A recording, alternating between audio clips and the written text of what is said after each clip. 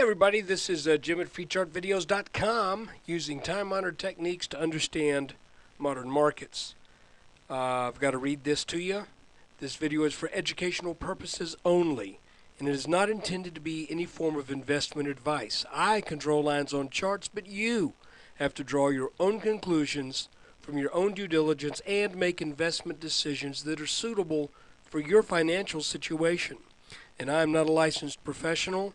I've got a business license as a photographer and a driver's license. I do not have a license. Oh, and I've got poetic license, but I do not have a license for offering any kind of professional financial advice. So, what you do at your own risk. Let's look at the S&P 500. Okay, looking at a 15-minute chart, you can see our really small little inverted head and shoulders pattern here that broke out, pulled back plus a little bit, then went on to make its minimum target in the mid 1320s. I mentioned also that this line at 1332 would probably be resistance, while this red line should be support. And lo and behold, today we just opened strongly and took out that resistance, briefly came back down, and actually closed barely above that line. It looks to me like we had a small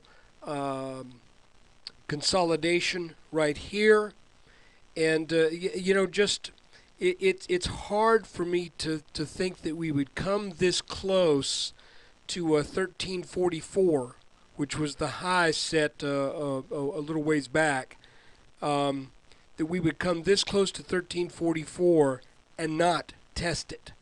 So it just always seems to me that when you get that close to something, you can almost expect it to happen. Now, if we were down here and I'm thinking, over here, I'm not thinking, well, we got to run back up and test this line. But now it just seems like that's a draw. That's almost going to have a magnetic pull to it.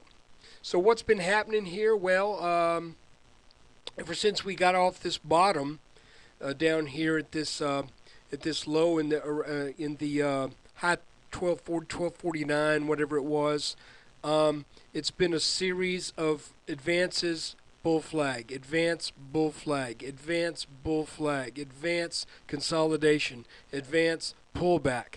Does it keep going? Well, at some point the answer will be no. But I think that this may be setting up the stage for more gains and possibly new highs over the past 2.5 years or so. The only thing that I'm a little concerned about is I picked up, I saw a pattern that I need to show you now. I'm just going to have to show it to you. But before I show it to you, I just want to let you know that this is a pretty serious development in the markets that I think happens just every so often, and it really kind of, well, I'll just show it to you. It's the black swan pattern. Here you can see a very well-formed body with the tail feathers, the wing, even has this little variegated area here. The beak is well-formed. The eye represents a high. You can see where we've come up off of the level of the feet twice, and anyway, I just thought I needed to show you that to present the bear case of the feared black swan pattern. Now you've seen one. Let's get back to real stuff. The real thing is, I was really kind of hoping that instead of us getting up over this line right here, that we would go sideways a bit and maybe dip back down and make an inverted head and shoulders. Now that we're getting up to test this high, that I just don't have quite as positive a feeling about this as I would if we had had another dip. So maybe we're going to get another dip. Maybe we're going to break this support yet still, come down, tag this blue line in the high 1290s or so, and then come back and head on back up. Because if that is the case, then as reliable as these inverted head and shoulders patterns have been, we then have a very good reason to expect a move over 1400 in the S&P. As it stands right now, I'm just not quite ready to say that we're heading to that area.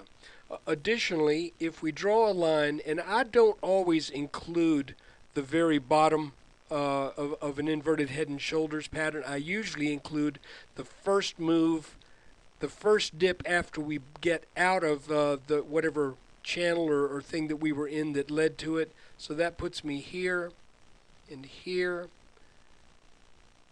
So the case could be made that this could be just a simple parallel channel. But if we do start down here, then the problem is we don't get these touches right here. But this could be possibly a rising wedge, just something to keep your eye on. Let's see how things develop. And so that's the S&P 500. Pretty nice day. We gave up some of those early gains, but on a Friday afternoon with the kind of situation we have going on in the world, that's understandable. Clearly, though, you see this this line that was tested 1, 2, 3 times. Let's zoom in on it. We closed just barely over that line. So I take that as a good sign, and I appreciate your support. And by the way, we've got the new video offer for those who want to donate $10 or more to the website to keep these charts flowing. And I'm doing it a little differently this time. I'm going to tell you the stocks that I'm looking at in this week's video.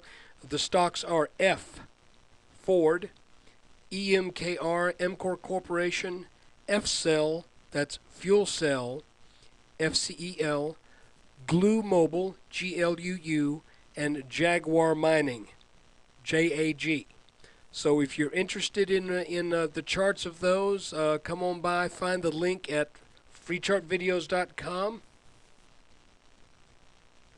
There it is, and come by and find the link, and I will email the link to that private video for you to take a look at. Thanks a lot. Take care.